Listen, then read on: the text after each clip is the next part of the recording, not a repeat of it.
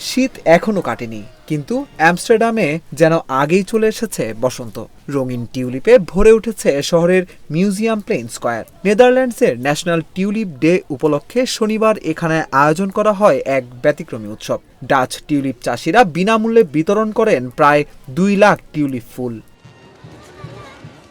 এই আয়োজনের মাধ্যমে মূলত বসন্ত মৌসুমের আগমন উদযাপন করা হয়। শীত থাকলেও খুব শিগগিরই দোকানগুলো ভরে উঠবে টিউলিপে, এমন বার্তায় দিতে চান টিউলিপ চাষিরা। আয়োজকদের ভাষ্য অনুযায়ী চলতি বছর টিউলিপের মান ছিল অসাধারণ। ডাচ টিউলিপ গ্রোয়ার্স অ্যাসোসিয়েশনের চেয়ারম্যান আরিয়ান স্মিথ বলেন, ফুলগুলো গত বছরের চেয়েও ভালোভাবে ফুটেছে।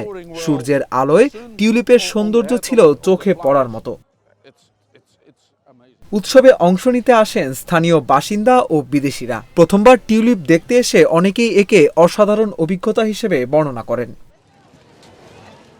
বিশ্বের সবচেয়ে বড় কাঠ টিউলিপ উৎপাদক দেশ নেদারল্যান্ডস।